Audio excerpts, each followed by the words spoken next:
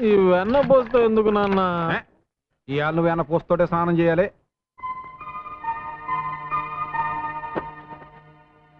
నమస్కారం అయ్యా. ఏంటో ఈ హడావుడి?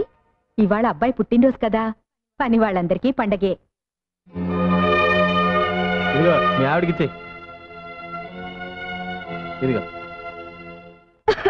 అమ్మగారు, మా అత్తలు ఇగోనండి.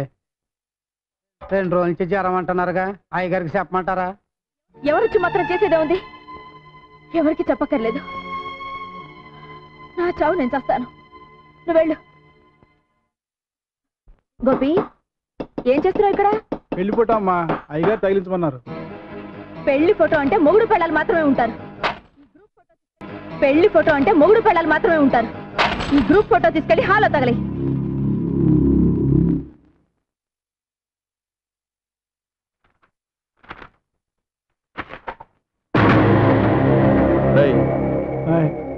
దానిలో మా నాన్న బొమ్మ ఉండాలి. ఉదయాన్నే పెట్టినప్పుడు ఉండాలండి. ఉదయం అమ్మగారు కోపడ్డారు. ఒకవేళ ప్రియా, ఆ ఫోటోలో ఉండాల్సిన మా నాన్న ఎక్కడ? 24 గంటలు మన మధ్య ఉంటున్నారుగా, ఆ ఫోటోలో కూడా అంటి పెట్టుకునే ఉండాలా? ఇంకొకసారి ఆయన గురించి వంకరగా మాట్లాడావంటే 4 తీరేస్తాను, జాగ్రత్త. రే, ఏమిట్రా ఇదంతాను? పెళ్ళమే చేసుకునే పాడల వాటి నీకెక్కడి నుంచి వచ్చిందిరా? నేనేం చేసినా తెలుసా? ఆ ఫోటో చూడు. అందులో నా బొమ్మ నేనే కత్తిరించేసుకున్నాను. ఎంతకాలం ఊరుకుంటాను అత్తయ్య? అసలు నాకెందుకు పెళ్లి చేసినట్టు? తండ్రి కొడుకులు కలిసి నన్ను చంపడానికా? ఇంతకంటే అమ్మా, ఈ పెళ్ళొద్దు, నువ్వు వెళ్ళిపో అని ఆరాధ్య చెప్పుంటే ఆనందంగా చచ్చిపోయేదానిగా. పంజరంలోంచి బయటపడాలనుకుని వచ్చాను, ఇలా ప్రాణాలతో సమాధి చేస్తారనుకోలేదు. అమ్మా, నా భార్యతో నేను ఎక్కువ రోజులు కాపురం చేయలేదు. నాకా భార్య లేదు, ఆడిక తల్లి లేదు. అందుకే మా ఇద్దరికి ఆడోళ్ళకుండే ఆశలు ఆరాటాలు తెలియవమ్మా. తెలుసుకోకండి, నా చావేదన చేస్తాను.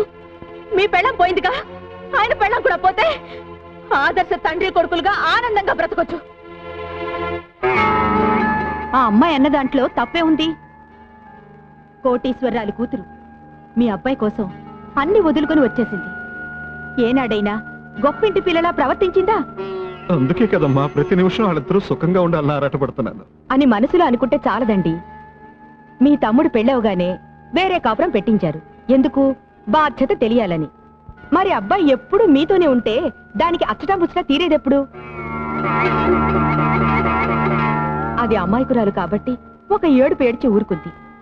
అదే ఇంకో అమ్మాయి అయితే ఈ పాటికి విడాకుల కాగితం మీ మొహం మీద పారేసేది. మీ కొడుకు జీవితం బాగు చేస్తారో పాడు చేస్తారో మీరే ఆలోచించుకోండి. చూడండి,